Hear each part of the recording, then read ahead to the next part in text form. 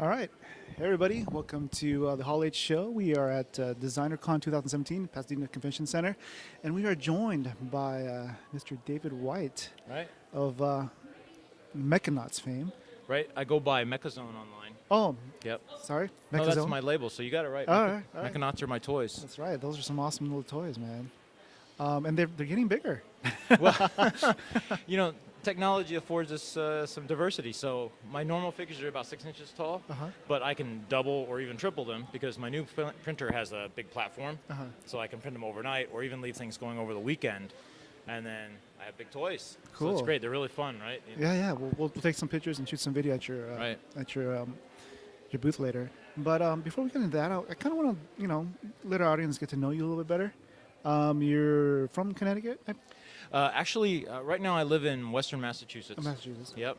And I've been there about 20 years. But before that, I grew up in Indiana. Okay. And I went to school at the Columbus College of Art and Design in Columbus, Ohio. Studied illustration and animation.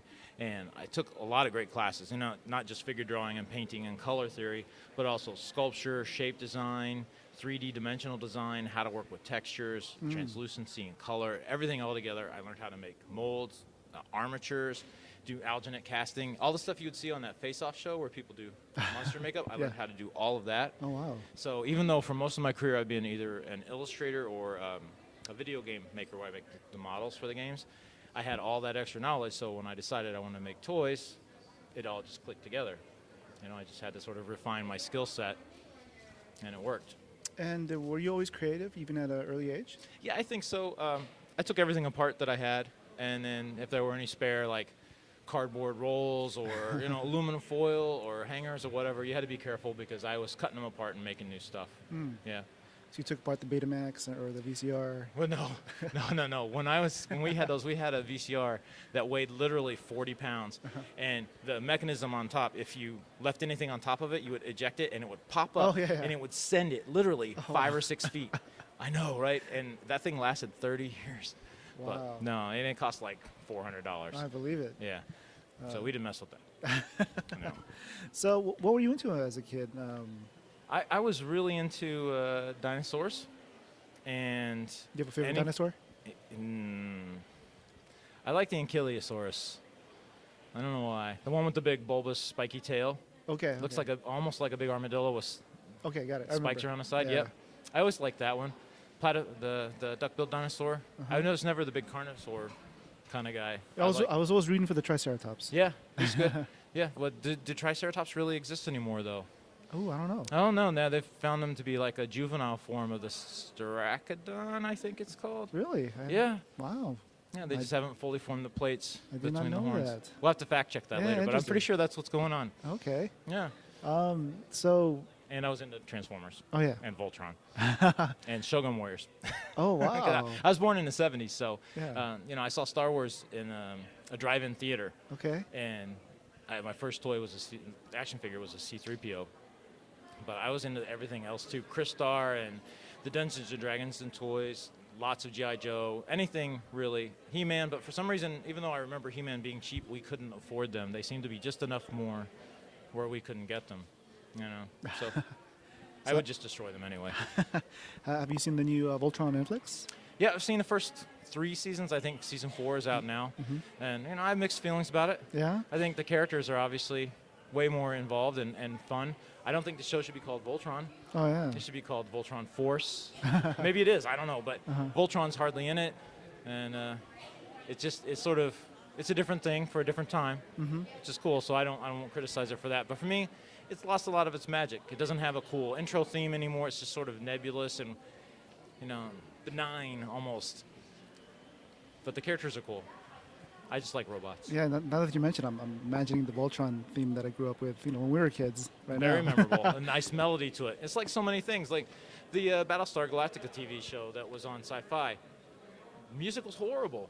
Like there's no melody, so it's not memorable, and it doesn't sort of draw you in. I think a lot of the melody of the opening shows, like even the Fall Guy, had a great memorable stuff to it that you kind of go back to. Yeah. And the new shows nowadays don't have that.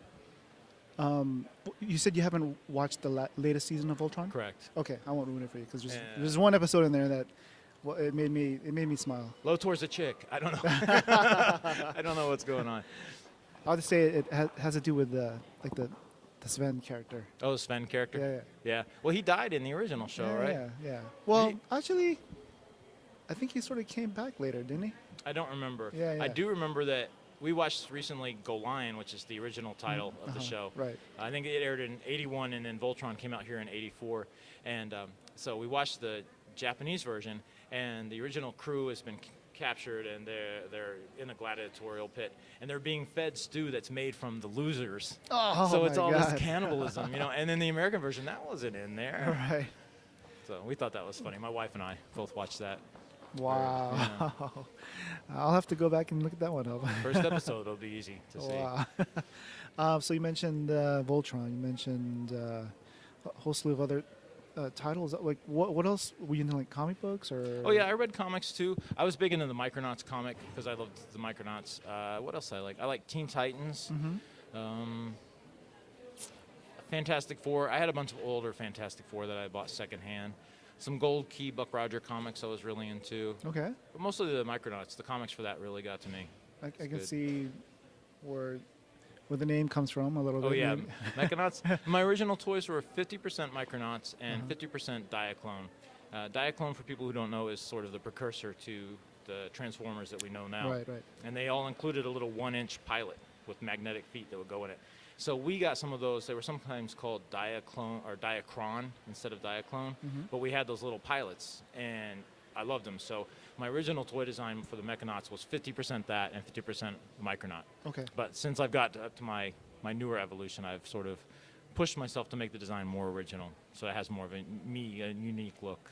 I think when we talked last year or the year before, you had mentioned that you also did some sequential art. Sequential arts. Yep, I do children's books a lot. So I've done maybe 25 Hot Wheels books for Scholastic, and then I've done a bunch of Lego Star Wars books for Scholastic, also with the Lego property. And then before that, I was a freelancer for Lego, and I did hundreds of pages of comics for Lego Magazine. So if you ever had Exo-Force comics, I did some of the Knights Kingdom. Boy, I did so many properties. Agents, everything else. It's all blanking now, but City and Space Police, Mars Mission. I did tons of comics for all that stuff. And correct me if I'm wrong, but did you work on any like Ninja Turtle related? Well, I live near Northampton, Massachusetts, where the Ninja Turtles are born, and I know all of those guys. I just walked up to them one day. They were sitting on the courthouse steps having lunch, and I'm like, "What's up, guys?" So it took a while, but they warmed up to me. Okay. And they gave me some work. So I've done Tales of the TMNT work. I wrote and illustrated an issue, which I don't remember the number. How old were you? Me? I'm 44. No. When you met them. Oh, probably 27. Okay. Yeah. Wow. Been friends for a while. They came to my Nice. wedding. Nice. Good. They're good That's guys. awesome. They're really good guys. But then, and I don't just mean Peter Laird, because he lives there. It's the production guys mostly that we hang out with because they're still in the area. Okay. So, yeah, we also do comic books. Meet up for lunch every Tuesday. They're like my art crew buddies. We talk about Kickstarters we've seen and why is that making so much money? Why don't we have any of that money? So it's good. We run ideas past each other and just sort of commiserate when we have to. It's good to have that little group right there to sort of pitch and catch. And Everybody needs that. Yeah. Everybody needs a creative group. I think you've got your crew here, your buddies. I'm sure you're all coming up with ideas. Did you see this? Did you hear about the new microphone? What's going on with this? Right. It's great. And you also did some stuff for MechWarrior, the video game, right? Well, I did a lot of stuff for Yeah. MechWarrior, and I also worked for BattleTech. I haven't done any in a while, but I was working for a little computer game company called Cyberlore Studios in Northampton, Massachusetts, and we did subcontract work and sequels for different people. So Microsoft hired us to do an expansion pack, an expansion pack, but it was a standalone game to their MechWarrior 4 Mercenaries, or MechWarrior 4 Vengeance. And I think that was around 2002. So we did MechWarrior 4 Black Knight, a standalone property, and I did all the mech design. I was the art lead on that project. And then we did MechWarrior 4 Mercenaries, and I stepped down from lead so I could focus purely on the mechs. And then we did 2 expansion packs for that. And that was fun because not only did I get to make robots, I did a lot of the modeling and texturing, but I also go out to Seattle It's an actual Microsoft compound, and I Okay. trained there for a couple weeks. Had a 6.8 earthquake while I was there. No way. It was scary. Wow. Cars shaking and Jeez. lampposts and stuff, and you could hear the earth rumbling. But, mechs mostly. It was very fun. And then I also did for the tabletop game. Okay. Yeah. It's been a while since I played MechWarrior. And probably last time I played was maybe the late 90s. They have the MechWarrior or the BattleTech? I think MechWarrior. Yeah, MechWarrior. So now they have MechWarrior Online, which I don't have anything to do with. The main mecha designer for that is a guy named Alex Iglesias, who I met at Gen Con a few years ago. Very nice guy. It's awesome stuff. So, do you have any advice for anybody out there who wants to get into video games? Or Well, it's a different beast now. I mean, when I got in, my buddy and I got together and we sent out 70 resumes, and we got 2 responses. And then he took one and I took the other. And he still lives in this area, and I moved out there. Now, and the point for that was that we did everything. I did the concept art, then I did the low poly modeling, then I did the texturing, then I did the rigging and the animation and got it in the game. And now you do one of those things. Everything's very specific, and you get really good at it. I don't think video games are as fun. And I also think it's harder to get in as a generalist and be trained, because they trained me on 3D Studio Max, and they let me grow and move throughout the company. And now it just sort of seems like you're a disposable tool, where you get hired for a project and then see ya. We'll hire you back if we need you for the next one. really? So getting in, I mean, you can start low level, there's plenty of jobs, but are you going to be able to stay in? I think that's the real trick nowadays. Now you just spotted off a few terms that I'm not really too familiar with, like the rigging and the... Okay, so you make a 3D model, and it's static. It's just the statue. You need to assign a skeleton to it, and how that skeleton influences the model when it moves, and that's called rigging. Okay. And what about the other terms that you mentioned, like the Polygons Yeah. are the triangles, the mathematical triangles that the models are made out of. Okay. And in the old days, you could only have a certain number of these because the math for the computer to calculate the movement and rendering was too high, but now they're much higher. I think we had like 150 polygons or triangles was a lot, and now you're looking at 10,000 per character. Oh, wow. Yeah, the PlayStation with its burst processing and multicellular cores are really incredible. And then the other one was texturing, and that's where you make up basically a material or a texture like a digital painting, and you wrap it around that Okay. 3D model. I to think give of it like give mapping the and all effect that of stuff. looking. Yeah. Do you play video games right now? I sure do. I've been playing Horizon Zero Dawn. I've put in like 70 hours of that game. I love it so much. What kind of game is that? It is an adventure game where you play Aloy, and it's an over-the-shoulder game. I don't like first-person games because I get lost. Me too. And it's a huge world. I think it takes place in like Utah, and it's in the future. We created machines that could self-replicate and feed and energize themselves on organic matter. So not a good combination. And they did some kind of cataclysmic level event to destroy these machines before they took over everything. Okay. And this is in the future after everything's sort of stabilized. So there are tribes of sort of nomadic people, and you have these robots in the fields, and they've been sort of neutral for a long time, but now they're getting rambunctious, I guess you could say. And you're going around, you're trying to find what's causing this problem. Okay. Yeah, it's bow and arrow, but with like explosive arrows and tips and different armor. Oh, wow. And it's just a brilliant game. Not only does it look good, but it's been fun. The controls have been great. The narrative has been fantastic. It's like the best game. I love it. So, if you were to make a game for yourself, like, what kind of game would you make? Oh, I'd make a pixel game. I love pixels. I have a Neo Geo arcade system in my. Oh, yeah. sick! I love Metal Slug so much, man. I remember Samurai Showdown and Yeah, everything. So I think I would do like a 2.5D game where you have something more interesting than just pixels, but I would have so much parallax and crazy colors, and it would have the shmups, side-shooting accents with adventure built in. Still side-scrolling stuff. Still side-scrolling, Yeah. but then I would do like how on the NES they would be side-scrolling, and then suddenly, boom, you've got the Mode 7, is that what it was called? Sounds kind of familiar. Scrolling around, like for F-Zero kind of thing. I would have mixed modes, yeah, definitely. But I like that kind of vibe. But I would do it with higher resolution and more colors. I wouldn't limit myself to the 16-color palette or anything. I'd just go crazy with it and really sort of imbue it with today's more refined Interesting. play mechanics. There you go. This is a Kickstarter waiting to happen. Yeah, just no programming skill. Zero. Yeah. Now maybe we can sort of segue into your 3D printing. How did you get into that? Well, a buddy of mine got one, and he's like, dude, you got to check this out. And it's incredible. It was about 3.5 years ago, because I thought they were still either the ones that you could afford. I thought they were too rudimentary, but he proved me wrong. And I already knew how to model for the 3D modeling for the games, and I can design stuff, so I was like, I gotta get into this. And I always loved toys, even though I'd never been able to act on it in any way. So, I talked to my wife. I was like, honey, can I spend $600 and get this contraption? And the rest is history. I just started figuring out how it worked. And I didn't have access to 3D Studio Max anymore, which is what I learned on, because I didn't work for that studio. So I had to find something. And the number one question is, what do you model with? And I use a free program called Blender. Okay. It's difficult to use because the interface is a little obtuse. But I figured it out. I watched a lot of YouTube videos. And 3 years later, not bad at it. Yeah, YouTube's a wonderful thing. It is, really is. I've learned a lot of programs through lynda.com as well. Yeah, like I do book layout, I've learned through that. Yeah, I'm a graphic designer, so I'm familiar with Lynda. Yeah, right. You're like, how do you do that? That's amazing. Great. It's amazing what you can pick up online. I think the internet's sort of like an equalizer when it comes to. Well, it's a self-motivated person's paradise, basically. You can still be too lazy to look something up. Oh, true. But if you want to learn, you can. Exactly. That's the best thing.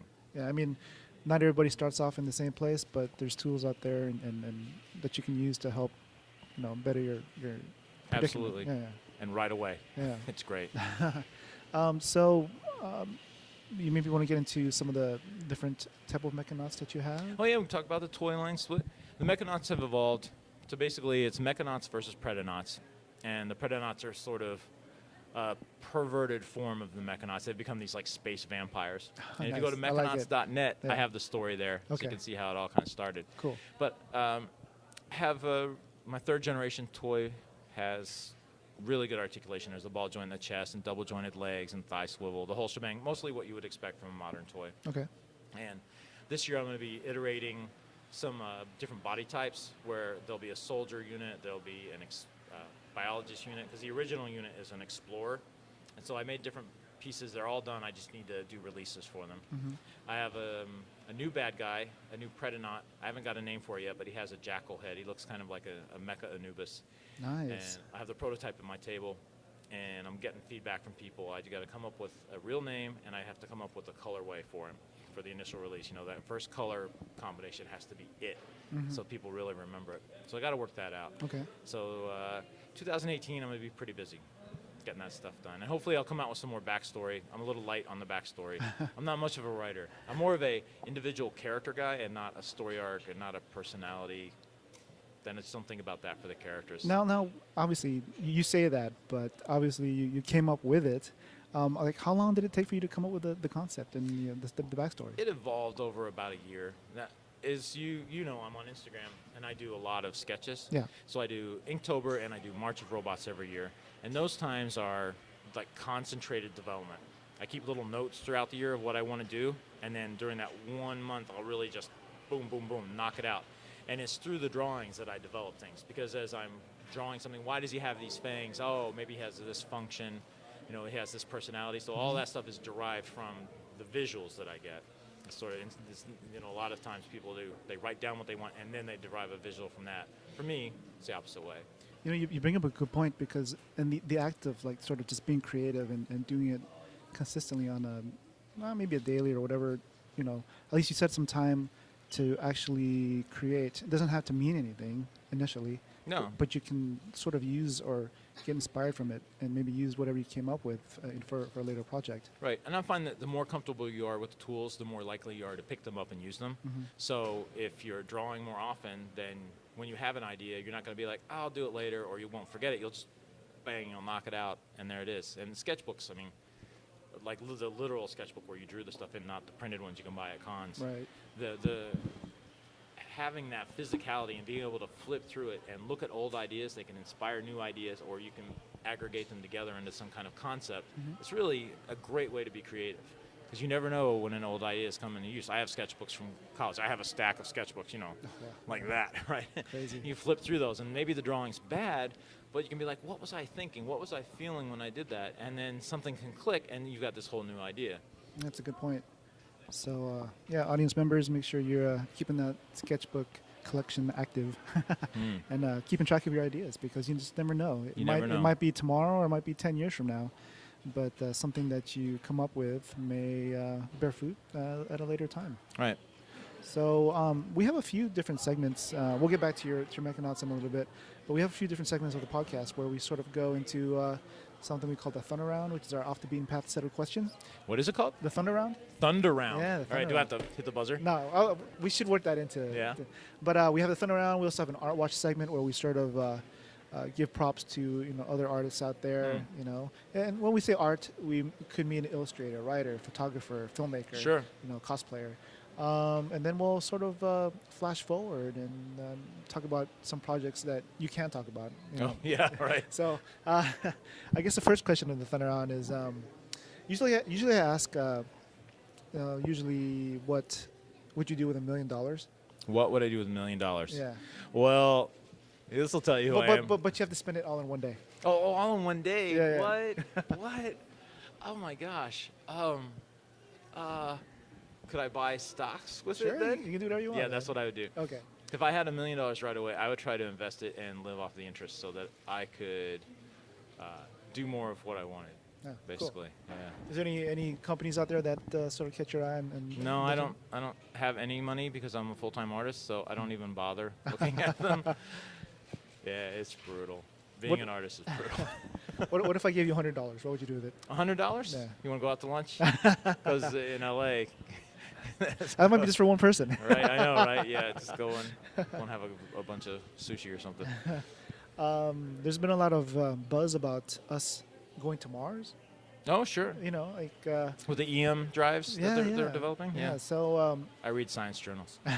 so if you did get to head a mission to Mars, what 4 other people would you bring with you? What 4 other people? Yeah. Wow. Well, I'd bring somebody famous so that people would care. Uh-huh. I'll bring The Rock. Okay. Because that way he can carry his stuff.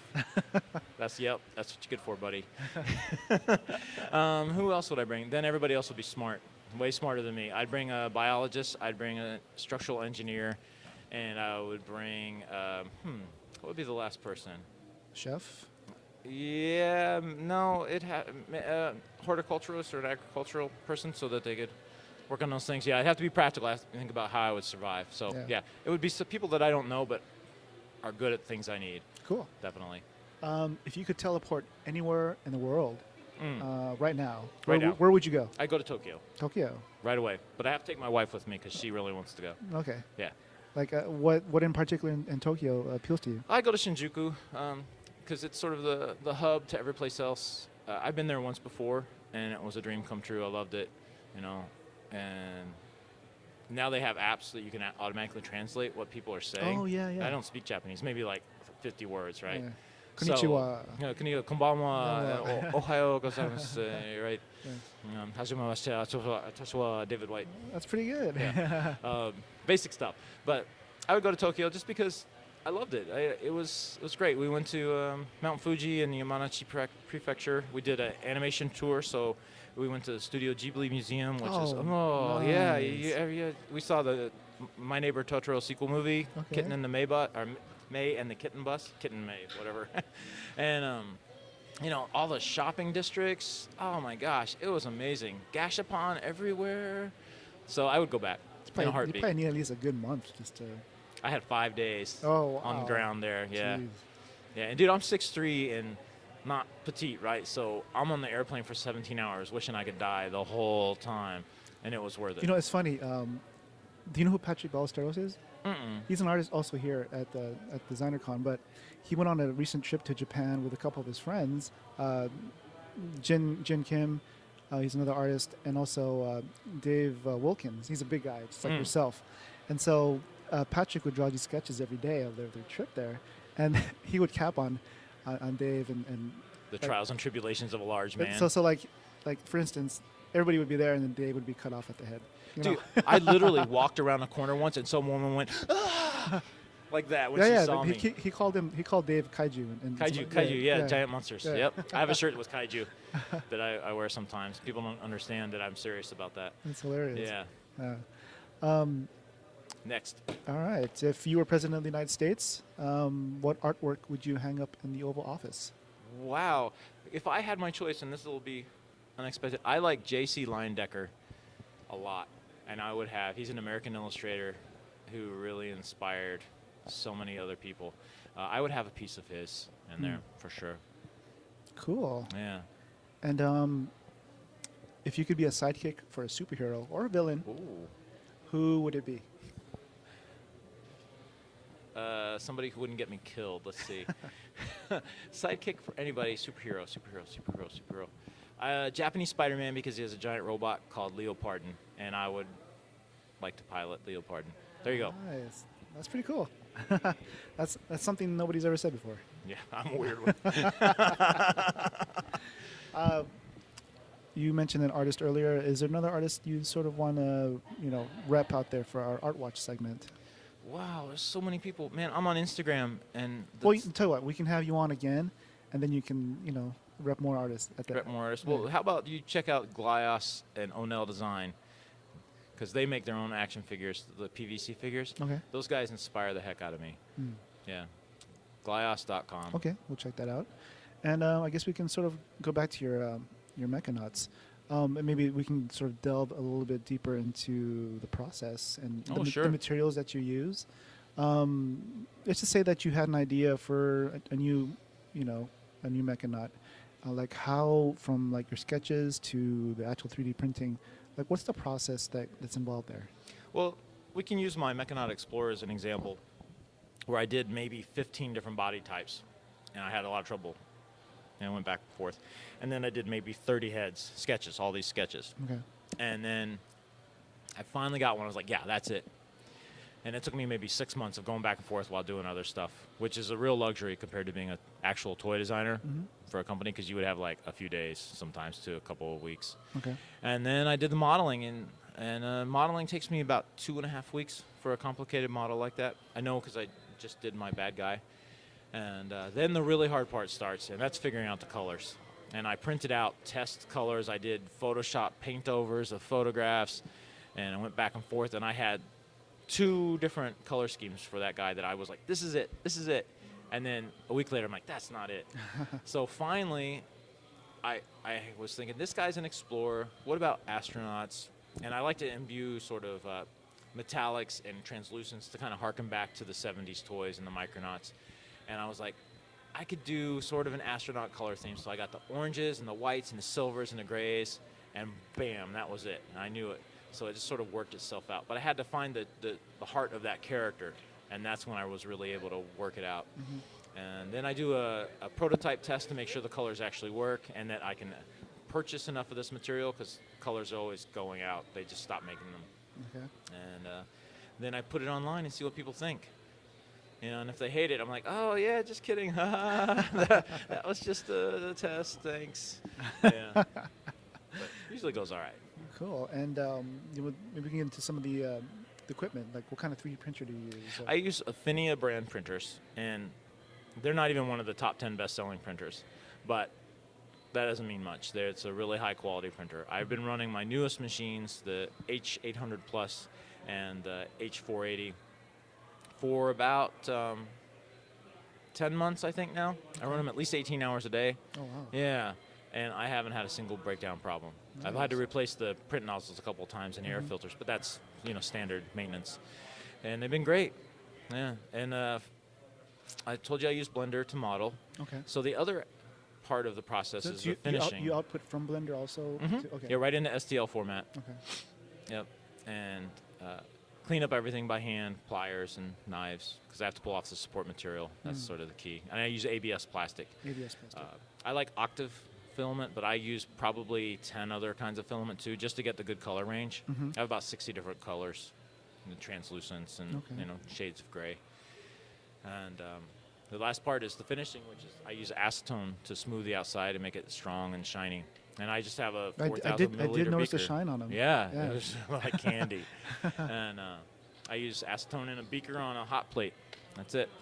Yeah, all kinds of gator clips and sticks with tape on them and lower them down in there. So basically, did you learn through trial and error a lot, or just trial and error a lot? I have a couple of buddies. One guy who goes by Brown Noise, Sanjeev's his name, and then I have a buddy named Ben who goes by Prometheum 5, and we worked out stuff together. I think Ben was the one who kind of found out about the acetone process, and then he helped refine it and taught it to me, and then I refined my touch on it. Sanjeev's the one who actually showed me the printer in the first place. And we have a little email group where we send things back and forth and ideas and, hey, check this out. And every once in a while we'll have what we call a summit where they'll come over to my studio and we'll bring stuff and other toys that we like, and we'll jam and we'll look at them and figure out how people do stuff and how we did it and just trade tips. Nice. Yeah, it's very helpful. Cool. Just like my lunches, really networking. Right. It's great. Right. I think that's an important skill set that a lot of people neglect is being able to network, especially at a convention. Sometimes I'll see an artist out there, and they're not, making that eye contact. You got to do it. Yeah. Like, I'm shy. Well, get over it, because you're not going to eat tonight if you don't make some money. Exactly. So, I mean, that's once you get past the first few attempts, you sort of get into your groove and you find what works for you. Yeah. Yeah. So. I hate being on camera. I hate seeing myself. So these are really hard for me. I'm not kidding. But I've learned over the years through trial and error and practice how to do it, and because it's essential. And now I actually kind of enjoy it, And I go to colleges. Sometimes I recently went to Westfield State in Massachusetts, gave a presentation to their art department. Okay. And I like interacting with the kids. They're so fresh. Sometimes it comes across as naive, but they're hungry for knowledge. And I get energized by that. And also, I like sharing. I like, educating them. And then they ask me questions that I don't know, or from angles that I never thought of, so I learn from them too, and it's been great. And it's all part of that networking. Yeah, it's funny you mentioned that, because I was recently at a speaking engagement, and me and my boss, I work at a little boutique agency, a branding agency called Chase Design. Shout out to Chase Design. We spoke in front of students at a place called the Jacob Center down in San Diego. I think I've heard of that. Yeah, they sort of help underprivileged kids. They have a design program there.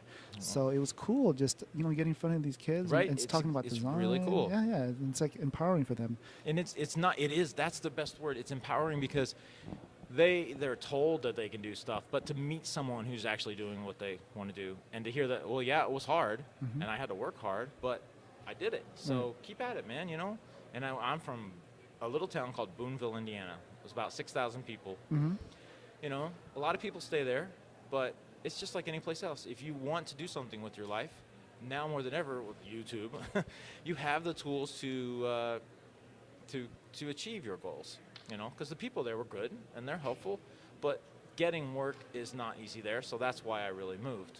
I went someplace else where I could network and interact and have more access to jobs. So, yeah, you inspire the kids so they can see, yes, this is possible, and I can do it. You mentioned goals. What are some goals that you have for the next, 3 years or so? Wow, that's tough, because I'm looking for a job. The publishing industry is not doing well, and since I do children's books, it's getting pretty tight. I've only had one book this year. Usually I have 4 to 5.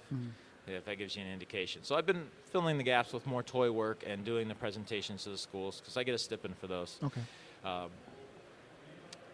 But as far as what I want to do, man, I'd love to keep making toys. I would like to mass produce my toys, or maybe go to a company and do legit toys. But I think I have a lot to learn about that. I like graphic design too, but it's not where my heart is. So I'm kind of working on the future. I'm trying to figure out, who am I now? What do I want to be? Because maybe I have to do some more education, or maybe I really need to focus on getting to a different place where I can access the work that I want. For sure. I'm figuring out. I'm sorry, I can't answer more directly than that. It's really a tough question for me right now.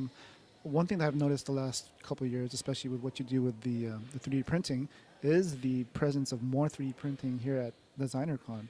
I haven't looked around, so I don't know. Okay. Well, I mean, like last year, we saw this guy with the 3D pen. Yeah, that was pretty... That was interesting, right? Yeah. The squiggles, but they still were articulated figures. Yeah. So, I mean, where do you see 3D printing in the next few years? I think as the resolution increases in the printers, Like you can get what's called a Form 2 SLA printer. It uses resin and lasers. Resolution's pretty good. So in the past, they weren't high enough resolution for somebody to do a digital sculpture. I'd make a print and then cast from it, but now it is. So anybody who can't hand sculpt now has another avenue to get to that point where they can make a mold of it.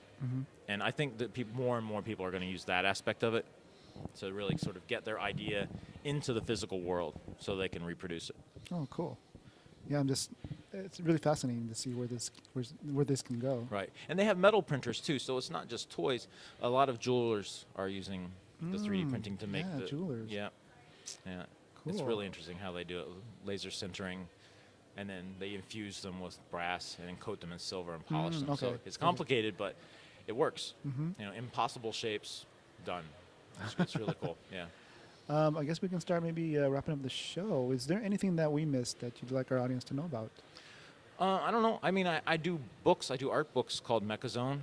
Curious about them. They're on Amazon, but they take a huge cut. So if anybody ever goes to my store, which is mechazone.storeenvy.com, I have books there. They can get sketchbook and 2 art books. And that's also where I drop my toys periodically. And I got a newsletter, so nobody can complain that they didn't know it was coming. Cool. Well, we'll definitely subscribe to that and encourage our listeners to subscribe to it as well. Cool. All right. Well, we don't want to keep you from. Yeah, my wife is probably like, "Where is he?" But we'll go back to your booth and we'll take some video and maybe we can shoot like a short little clip. Awesome. Thanks. It has been a real pleasure. I really enjoyed it. I really appreciate it. It's good to see you again. You too. Yeah, it's been 2 years. Has it been 2 years? Yeah, you didn't come by last year. I don't know why. I thought we did. No. I thought 2 years ago you came by and you're like, "We're going to start up this thing," and then last year I didn't see you. But maybe I'm wrong. It's a busy con. Well, we're here now. So. Right? And it's awesome. Yeah, it's awesome. You're great guys. We'll have to have you on again. Yeah. And you do something called ConFit. Oh, you saw that? I saw that. You've been working out. Dude, I as a chubby guy, I really respect the tenacity and just the self-control to do that. Oh, thank you. Well, you know, tough. It's inspiring. Interestingly enough, what happened was in the course of us doing the podcast and the blogging and all that stuff and connecting with other content creators and going to all these conventions, we sort of engage and meet, all the different types of congoers that go to cons. And there's a growing movement of nerds and geeks who want to be fit to go to all these cons throughout the whole year. And I sort of used that as a way to, have everybody on the same page. Like, yeah, we enjoy pop culture. We enjoy going to conventions. It's a lifestyle choice. Exactly. So the original tagline was, it was originally SDCC Fit for San Diego Comic-Con. Sure. But we recently changed it to be more inclusive and to sort of have a bigger umbrella. Yep. But basically, the original tagline was SDCC Fit, getting fit for San Diego Comic-Con and for life. So, and it's all about lifestyle change. Well, I think I've seen a big change in that through the cosplay because the kids, or not just kids, but people want to be fit for their costumes. Exactly. Yeah. They're going out to show out, and it's been a benefit and an inspiration to those kids, to a reason to do this. Whereas before, maybe they were just sitting on their couch playing games. Right. But now they're like, I could do better at this, or I can get into more costumes or whatever. But it's great. Yeah. It's great to see it. So this is just an example, for me sort of taking it more seriously.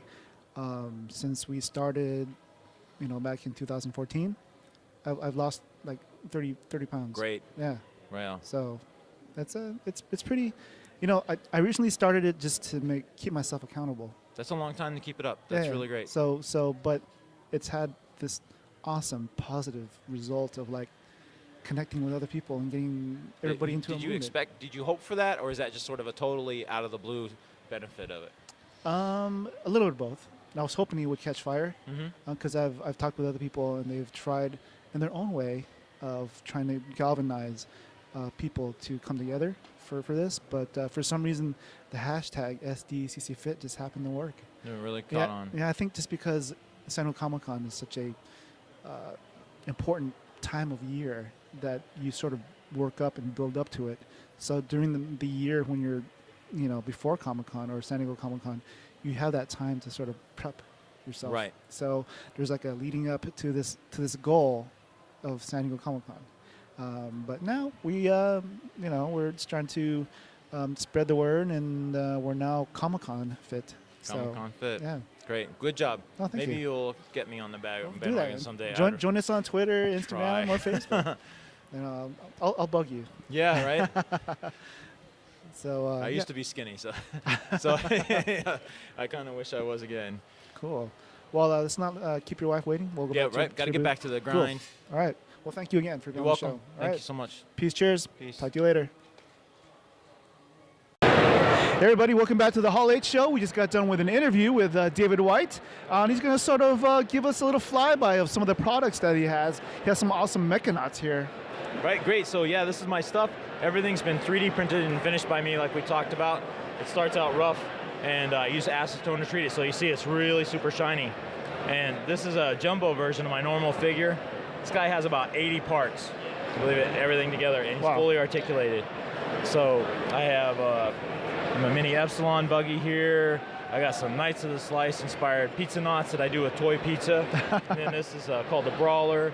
This is my Mechanaut Explorer, and this is new for the show. He's called the Slugger, and he's inspired by Metal Slug, an SNK game for the Neo Geo. Right, awesome.